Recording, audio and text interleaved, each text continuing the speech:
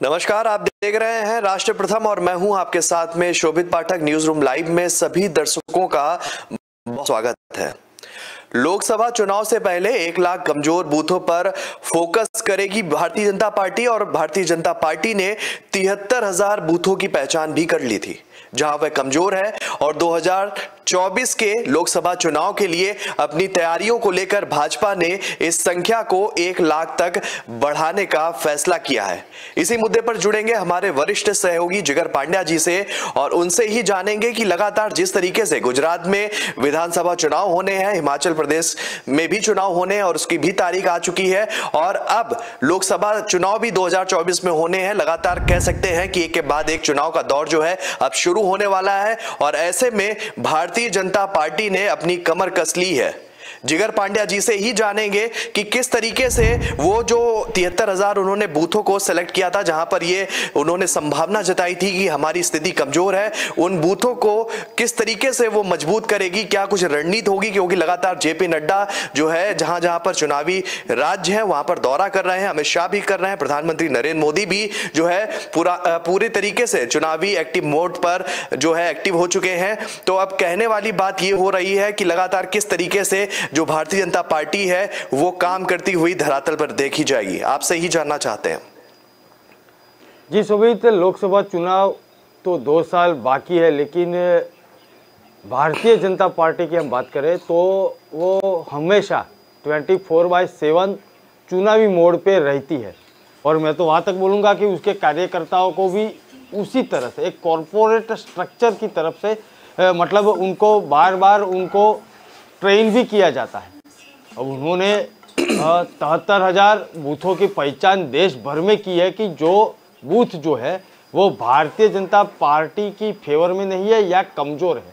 अब 2024 के लिए अभी से अपनी तैयारी में जब भारतीय जनता पार्टी लगी हो तो इसकी संख्या 1 लाख तक बढ़ाने का फैसला भी लिया गया है और भारतीय जनता पार्टी के राष्ट्रीय अध्यक्ष जेपी नड्डा और उपाध्यक्ष बैजयंत पांडा दोनों के नेतृत्व में ये पूरा काम किया गया है।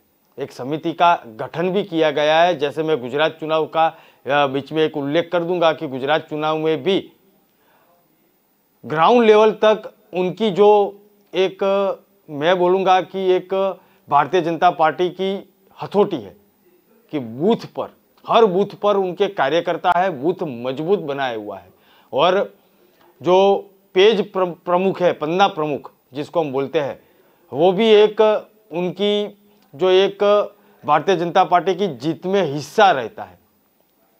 तो अब 2024 के लिए जब चिन्हित किया हुआ है इन बूथ और उसकी संख्या में भी वो लोग वृद्धि करेंगे और भाजपा अपनी टीमों को बनाने के बाद, मजबूत करने के बाद सभी 1 लाख बूथों का दौरा करेंगे। अलग अलग बूथों को कैसे मजबूत बनाया जाए उसके लिए सांसद हो या विधानसभा हो या पार्टी के कार्यकर्ता हो, जो नगर निगम के अध्यक्ष हो या स्थानीय निकाय जो है उसके अध्यक्ष हो, तहसील के अध्यक्ष हो, सभी लोगों को काम पे लगाया जाएगा। अब सांसद और विधायक अपने निर्वाचन क्षेत्रों के अलावा भी अलग अलग निर्वाचन क्षेत्रों पे ध्यान केंद्रित करेंगे। तो ये बहुत बड़ी कैंपेन है उनकी। आज से लेके 2024 तक की हम बात करें तो एमएलसी हो, राज्यसभा सदस्य हो, उनको भी ये काम दिया जाएगा। मंत्रिमंडल में जितने लोग हैं उनको भी काम दिया जाएगा।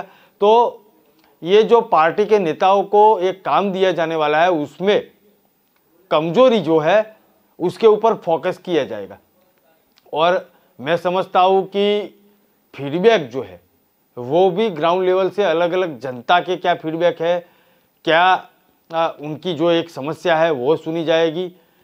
पिछली बार जो कम वोट मिले थे और हार गए थे भारतीय जनता पार्टी के जो प्रत्याशी थे, तो कौन सी वजह थी कि कम वोट गिरे, या 1000 से कम वोट थे और हार गए थे, या 2000 से कम वोट थे तो कौन सी जाति के वोट उनको नहीं मिल पाए थे। वो सब कुछ एक डिटेल सर्वे करने के बाद ये फैसला उन लोगों ने लिया है, उनकी समिति ने लिया है कि 1 लाख से ज़्यादा जो बूथ है उसके ऊपर राष्ट्रीय स्तर पर काम किया जाए। एक कॉल सेंटर भी बनाया जाए राज्य स्तर पर, राष्ट्रीय स्तर पर, और सभी जानकारी उसके ऊपर उपलब्ध की जाए। तो ये मैं समझता हूँ कि 2024 में लोकसभा चुनाव जो आने वाले हैं उसके लिए अभी से उन्होंने तैयारी कर ली है। अब बाकी पार्टियां जो है विपक्ष में, वो लोग भी तैयारी तो कर रहे हैं ना।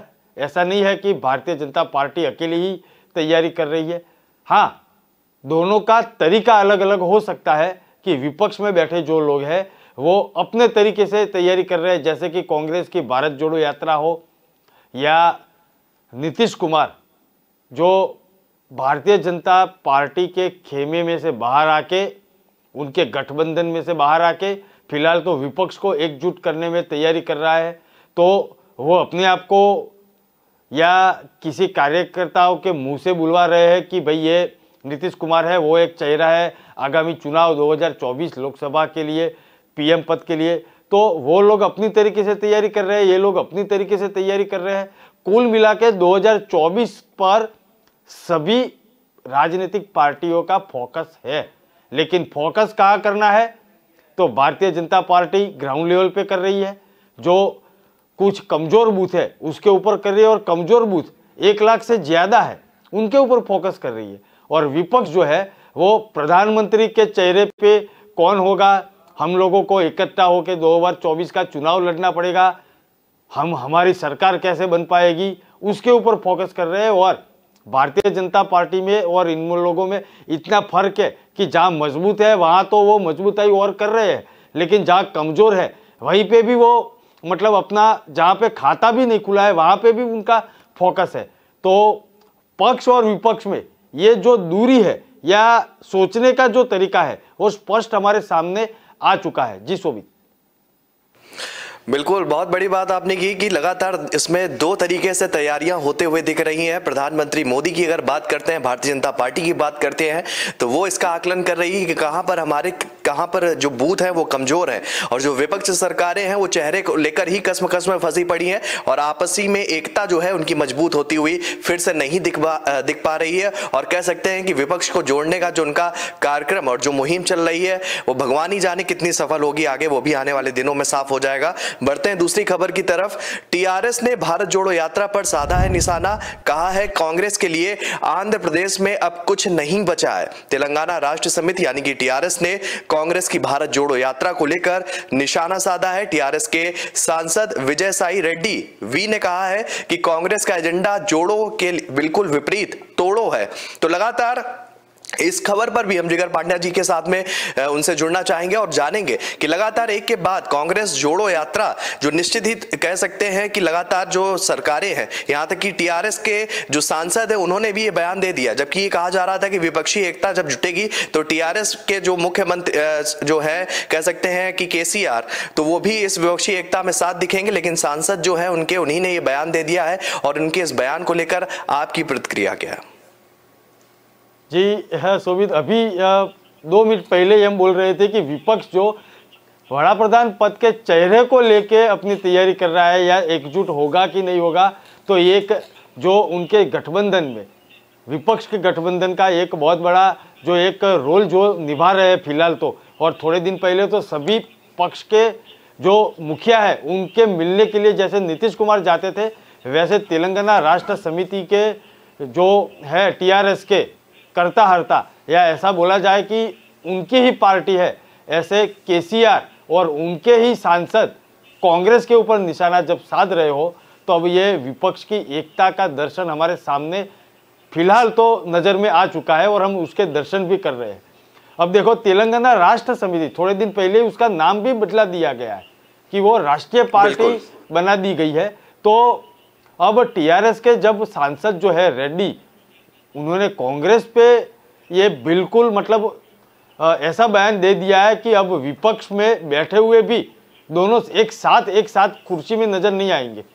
अब इतना बड़ा बयान है कि तोड़ो मतलब भारत तोड़ो यात्रा बोल दिया है, जो भाजपा के बोल है।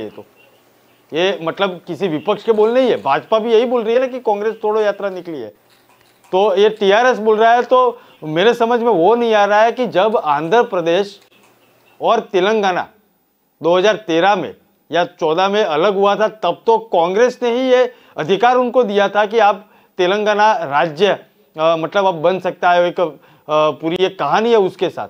और उसके बाद तेलंगाना राज्य बना था कांग्रेस के शासन में, और कांग्रेस के शासन में ही ये राज्य बना हुआ है, तब कांग्रेस का मतलब उनको धन्यवाद बोलना चाहिए कि आप थे सत्ता में और हमको ये हक दिलाया था कि अलग तेलंगाना राज्य बने। और पहली जो सरकार थी ये भी केआरएस ने बनाई हुई थी, तो केआरएस के ऊपर जो एक आंदोलन लेके वो निकले थे, उनका पहला फल कांग्रेस की केंद्र सरकार में जब बैठे थे तब उनको मिला हुआ था। और आज फिलहाल तो मतलब कांग्रेस के सामने खड़े हैं ऐसा दिखाई दे रहे हैं। और उसमें भी जब भारत जोड़ो यात्रा राहुल गांधी की अगुवाई में निकली हो और कर्नाटक के आसपास फिलहाल तो 49वां जो दिन है, 40 दिन पूरे होने जा रहे, कल 40 दिन पूरे होंगे, तो आंध्र प्रदेश और कर्नाटका पास में है। तो मैं समझता हूं कि अब 8 साल पहले जब आंध्र प्रदेश को तोड़कर दो पार्टी, यही पार्टी ने अपना एक मतलब एक राज्य बनाया था, तो वो तो बोल रहा है कि 8 साल पहले इन लोगों ने तो आंध्र प्रदेश को तोड़ा हुआ था। मतलब एक अलग तेलंगाना मांगने की उनकी जो एक कोशिश थी और आंदोलन था, तो आंध्र प्रदेश तो अखंड था, उसमें से 2 भाग हुए, तो ये 2 भाग किसने किए थे? तेलंगाना समिति नहीं किए थे ना। तो 8 साल के बाद कांग्रेस के ऊपर बोल रहे हैं कि ये भारत तोड़ो आंदोलन है या भारत तोड़ो यात्रा है, तो ये आक्षेप प्रति आक्षेप तो होते रहेंगे, लेकिन एक बात साफ निकल कर आ रही है हमारे सामने कि विपक्ष का जो खेमा है, गठबंधन है, वो 2000 इसके पहले भी मतलब मैं समझूंगा कि 2016 में भी ये नहीं हुआ था, 2017 में भी नहीं हुआ था, और उसके पहले 2014 में भी ये मतलब कभी सफल नहीं हो पाएंगे, क्योंकि अलग अलग जब लोकसभा चुनाव आया तब इकट्ठा होने की एक मंच पे एक दूसरे के हाथ पकड़ के खड़ा करके मंच से बोलने का कि हम सब एक है, लेकिन कभी भी ग्राउंड लेवल पे वो ये जो विपक्षी दल है वो एक साथ कभी भी अपनी सोच के साथ एक साथ नहीं होंगे। देखो एनडीए की भी हम बात कर लेंगे। एक जमाना था वाजपेयी के जमाने में एनडीए के साथ कितने दल एक विचारधारा के नीचे आए हुए थे, और आज कितने दल बचे हुए हैं। शिवसेना उनके पास नहीं है, अकाली दल उनके पास नहीं है, जो वर्षों से मतलब जब गठबंधन नहीं बना था तब भी चुनाव साथ में लड़ते थे। वो लोग एक विचारधारा या समझो कि थोड़ी बहुत विचारधारा के साथ मिलते जुलते लोग थे, वो भी आज उनके साथ नहीं है।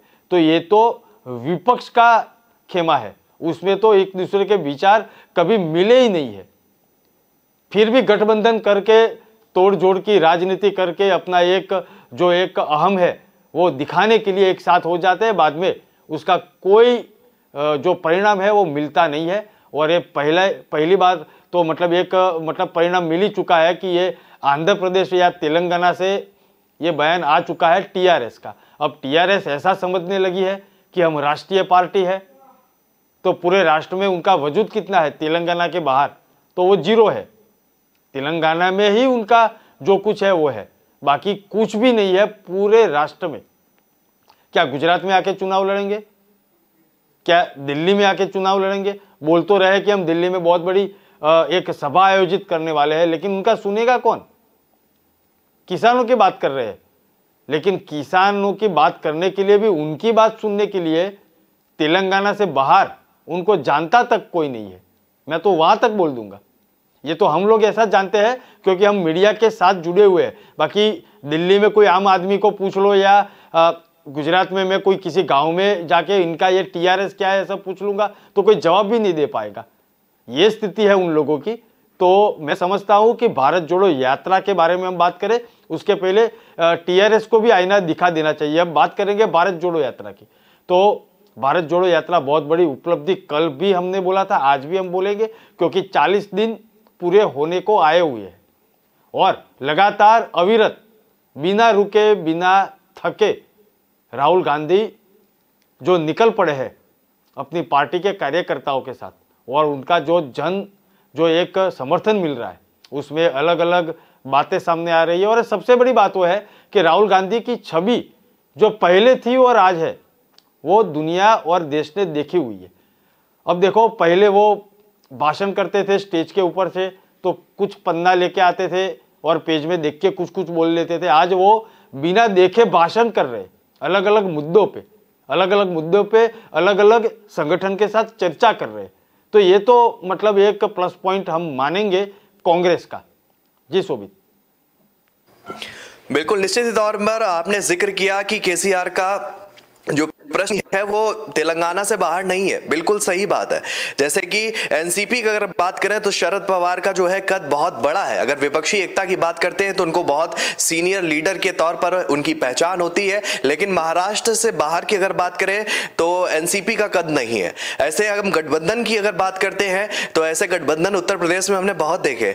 यहां तक कि हमने अखिलेश और उनका राहुल गांधी के साथ वाला कांग्रेस सपा का भी गठबंधन देखा जो फेल हो गया कुछ दिनों बाद। इसके बाद में धुर विरोधी पार्टियां समाजवादी पार्टी और बसपा पार्टी का भी गठबंधन देखा, वो भी फेल हो गया। तो जब दो धड़े एक साथ होके काम नहीं कर पा रहे हैं तो विपक्षी एकता की बात तो अभी फिलहाल रहने ही दे। और बढ़ते हैं इसी के साथ में तीसरी खबर की तरफ में कि राहुल गांधी चाहते हैं देश में बने सद्भावना का माहौल, बेल्लारी में बोले सीएम अशोक गहलोत। कांग्रेस की भारत जोड़ो यात्रा को आज 38 दिन हो गए हैं। भारत जोड़ो यात्रा ने आज 1000 किलोमीटर का सफर भी तय कर लिया है। इस बीच राजस्थान के मुख्यमंत्री अशोक गहलोत ने कर्नाटक के बेल्लारी में भारत जोड़ो यात्रा को लेकर बड़ा बयान दिया है और उन्होंने राहुल गांधी का पक्ष रखते हुए उनके साथ रहने की बात जताते हुए इस बात का जिक्र किया है कि राहुल गांधी जो यात्रा कर रहे हैं इसमें सद्भावना का माहौल बनेगा और लोग परस्पर साथ आएंगे और इससे निश्चित ही तौर पर एक बार फिर से कांग्रेस को मजबूती मिलेगी। इसी खबर पर फिर से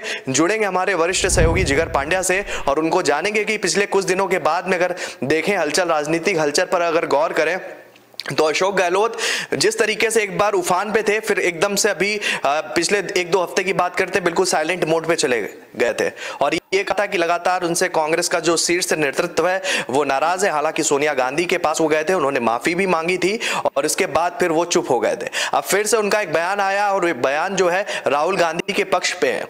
तो इस बयान को लेकर आप क्या कहना चाहेंगे? और भारत जोड़ो यात्रा का फिर से हम जिक्र करेंगे क्योंकि राहुल गांधी की इस यात्रा से निश्चित ही एक मजबूत छवि बन गई है और वो एक जन नेता, एक बड़े जन नेता के रूप में पहचाने जाने लगे हैं। और इस बार जो है वो इस यात्रा में जुड़ी हुई कोई भी राजनीतिक बात को शामिल नहीं कर रहा है, वो लोगों से जुड़े हुए मुद्दों को उठा रहे हैं और लोगों की भावनाओं से जुड़ने की कोशिश कर। क्या कुछ कहेंगे अशोक गहलोत के बयान के ऊपर और फिर भारत जोड़ो यात्रा में राहुल गांधी की छवि के ऊपर?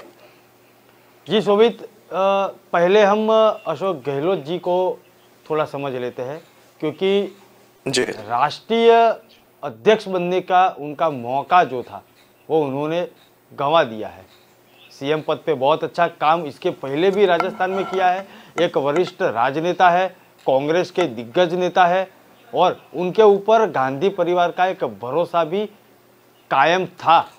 लेकिन राजस्थान की पिछले दिनों में जो कुछ घटनाएं घटी और उसके बाद अशोक गहलोत ने मतलब अध्यक्ष बनने से इनकार कर लिया और कहीं ना कहीं जो कुछ मामला सामने आया था और एक बगावत के सुर उनके समर्थन में जिन लोगों ने लगाए हुए थे और मैं तो वहाँ तक कहूँगा कि जो निरीक्षक वहाँ भेजे हुए थे, अजय माकन और दूसरे जो 2 थे, खड़गे साहब भी थे शायद, तो उन लोगों ने जो रिपोर्ट दिया था उसके बाद अशोक गहलोत का जो एक राजनीतिक स्तर कांग्रेस में और राहुल गांधी और सोनिया गांधी की नज़र में, गांधी परिवार की नज़र में बहुत सारा नीचे उतर चुका था।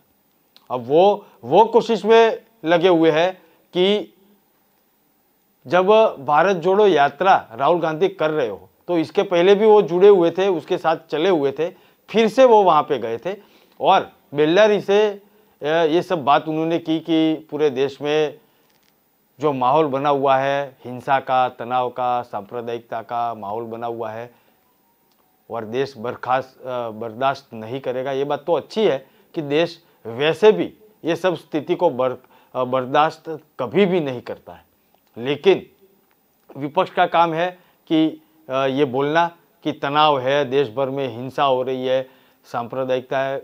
तो हम मीडिया के जरिए इतना तो हम बता पाएंगे कि पूरे देश में आज के दिन एक भी गांव, एक भी गली में कहीं भी दंगा फसाद नहीं हो रहा है। लेकिन ये विपक्ष का हमला है कि पूरे देश में तनाव, हिंसा, सांप्रदायिकता माहौल है। अब विपक्ष क्या सोच है वो ढूंढ के निकालने के बाद मतलब वो आईना दिखाए सरकार को कि ये गांव में ये हो रहा है, ये गांव में तनाव है, आप क्यों पूरी सुरक्षा मुहैया क्यों नहीं करवाते हैं। अब जो अगर अशोक गहलोत जी की बात हो गई है तो उनके जयपुर में जब दिन दहाड़े वो जो दर्जी था कन्हैयालाल, उनकी हत्या हो चुकी थी, तब ये तनाव और हिंसा का माहौल उनको दिखाई नहीं दिया था। ये तो हम पूछेंगे ना, मीडिया एकदम तटस्थ बात करेगी, ना कांग्रेस की बात करेगी, ना भाजपा की बात करेगी, ना अन्य किसी पक्ष की बात करेगी, या क्या और किसी नेता के फेवर में बोलेंगे या उनके विरुद्ध में बोलेंगे। लेकिन जो बोलना है वो तो आईना तो हम दिखाएंगे ना। अशोक गहलोत जी को हम आईना दिखा रहे हैं फिलहाल कि जब जयपुर में कन्हैयालाल दर्जी की हत्या हुई थी, और जो ये सांप्रदायिकता की वो बात कर रहे हैं फिलहाल, तो जिस समाज से जो बंदा आया था और हत्या करके चला गया था और धमकी दे रहा था, तब ये अशोक गहलोत तनाव, हिंसा, सांप्रदायिकता सोच नहीं पाते थे क्या? और वहां बेल्लारी में जाके पूरे देश में ये माहौल बना हुआ है, ऐसी बात करके क्या साबित क्या करना चाहते हैं वो? राहुल गांधी या सोनिया गांधी परिवार से जो नजदीकी थी वो दूरी हो चुकी है, तो ऐसा बोलने के बाद वो नजदीक हो जाएंगे? बिल्कुल नहीं हो जाएंगे, क्योंकि अब तो मल्लिकार्जुन खड़गे सर्वोपरि बन चुके हैं। और शायद मैं तो वहां तक बोलूंगा कि अगले चुनाव में कांग्रेस अगर भी जीतती है वहां पे राजस्थान में, तो अशोक गहलोत सीएम नहीं होंगे, लिख के रखना ये। जी शोभित। बिल्कुल, राहुल गांधी के कद के बारे में भी जानना चाहेंगे, क्योंकि लगातार इस पर भी बात करना जरूरी हो जाता है, क्योंकि एक वो नेता के तौर पर छवि रखते थे जब शुरुआती दौर में, जब उन्हें पप्पू कहा जाता था, और लगातार उनका जो है सार्वजनिक मंचों से मजाक भी बनाया जाता था, और लगातार उसको लेकर मीम्स भी वायरल होते थे सोशल मीडिया पर। आज के राहुल गांधी की छवि कैसी है? लगातार जिस तरीके से जन समर्थन मिल रहा है, मतलब अपने आप में अलग है। वो जो लोग उनके साथ जुड़ रहे हैं, वो जो तस्वीरें जो हमारे सामने आती हैं रोज के रोज, एक ऐसी तस्वीर आती है जो बिल्कुल दिल छू लेती है। उस गांधी की बात हम करना चाहेंगे कि उस भारत जोड़ो यात्रा से एक नए राहुल गांधी का जो कह सकते हैं कि जन्म हो रहा है, और वो मजबूत ताकतवर राहुल गांधी जो है बनकर उस यात्रा से निकलेंगे। अभी तो 38 दिन ही हुए हैं, 150 दिन की यात्रा है, 3500 किलोमीटर से ज्यादा का लंबा सफर है, 12 राज्यों से होकर ये यात्रा गुजरनी है। अंत तक कह सकते हैं कि जब ये पूर्ण चरण में जो यात्रा है ये पूरी हो जाएगी, उसके बाद जो राहुल गांधी अगर इस यात्रा से लगातार जुड़े रहते हैं, हालांकि अभी लगातार वो जुड़ रहे हैं, अगर वो अंत समय तक जुड़ते हैं, तो वो राहुल गांधी जो वहां से निकलेंगे, वो राहुल गांधी की छवि किस तरीके की होगी, और क्या कांग्रेस को उससे मदद मिलती हुई दिखेगी? देखो, भारत जोड़ो यात्रा जो 3500 किलोमीटर थी, उसमें से 1000 किलोमीटर तो खत्म हो चुकी है। मतलब कि 3500 में से अब 2500 किलोमीटर एवरेज बाकी बच चुकी है।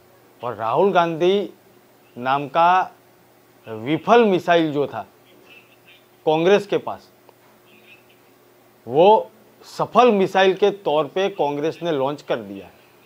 ये बात तो पक्की है, क्योंकि राहुल गांधी का जो, जैसे आपने कुछ नाम का उल्लेख भी किया कि विपक्ष ऐसा बोलता था, तो विपक्ष को अब वो पप्पू नाम से बुलाए जाने का जो एक तरीका था, वो शायद मैं बोलूँगा कि अब उनको वो जो चांस है वो नहीं मिलेगा, क्योंकि राहुल गांधी एक नई छवि लेके बाहर आने वाले हैं।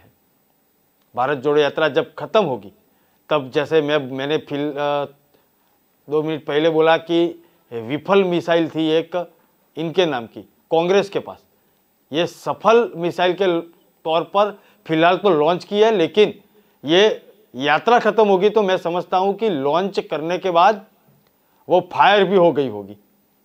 इतने जोरों से मतलब राहुल गांधी मतलब एक राजनेता बन के उभरने वाले हैं। कांग्रेस की भारत जोड़ो यात्रा जो फिलहाल तो कर्नाटका में घूम रही है और दिन प्रतिदिन आगे भी बढ़ेगी, लेकिन राहुल गांधी को ये काम 10 साल पहले करना था। मैं इसके पहले भी बोल चुका हूँ और आज भी बोलूँगा। तो ये विपक्ष को अलग अलग उपनाम देने की जरूरत उस टाइम पे पड़ी नहीं थी और पड़ेगी भी नहीं, क्योंकि 10 साल पहले राहुल गांधी की एक गलती थी कि वो किसी दूसरे सीनियर नेता को जब जिम्मेदारी देने बजाय उन्होंने सिर पे जिम्मेदारी ले ली थी और अध्यक्ष पद पे वो बैठ गए थे। अब उनको ना अनुभव था, ना संगठन चलाने का अनुभव था, ना ही जमीनी स्तर पे काम करने का अनुभव था। उनकी सोच अच्छी थी कि युवा को साथ में लेके हम चलेंगे, युवाओं को हम वहाँ पे इसमें कांग्रेस में अलग अलग जगह पे उनको कुछ ना कुछ पद देंगे, उनकी जिम्मेदारी देंगे, लेकिन कहाँ दे पाए थे वो, क्योंकि कांग्रेस में जो एक गुट, अलग अलग गुट में कांग्रेस बटी हुई है, उसको वो माप नहीं पाए। और दूसरा माइनस पॉइंट कांग्रेस और राहुल गांधी के लिए और गांधी परिवार के लिए, खास करके जो चाटुकार लोग जो है वो गांधी परिवार के आसपास ही घूमते नजर उस टाइम पे भी आते थे और आज भी आते हैं। तो उसका परिणाम क्या हुआ? कांग्रेस बिखरती चली गई, टूटती चली गई।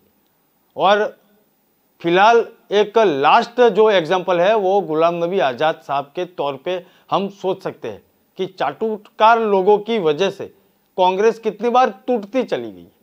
तो ये राहुल गांधी ये भी माप नहीं पाए, फिलहाल भी ये चीज तो माप नहीं पा रहे और देख भी नहीं पा रहे, लेकिन उनकी खुद की छवि जो है वो मैं समझता हूं कि एक राजनेता के तौर पे जो विपक्ष को एक मौका मिलता था कुछ ना कुछ शाब्दिक बाण छोड़ने का, वो शायद फिलहाल तो भारत जोड़ो यात्रा में भी नहीं मिल रहा है विपक्ष को या भाजपा को।